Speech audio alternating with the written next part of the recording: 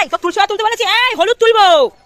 এই যে আমরা এসছি গাছের হলুদ তুলতে, আস্তে আস্তে আয় নে আমাদের গাছের হলুদ। এই যে একটা মূল তুললাম, মোটামুটি কদিন হয়।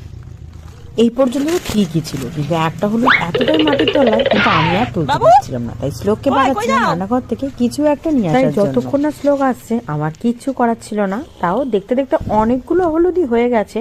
শুধু এই একটা হলুদ, এটা বড় না ছোট, কতটা মাটির ভেতরে আছে আমি কিছুই বুঝতে পারছি না।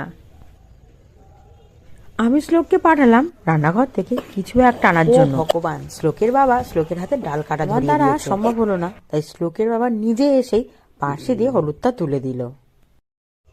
যাও রেখে এসো যাও, রান্না করে রেখে আসবে। হ্যাঁ ধরো ধরো ধরো ধরো।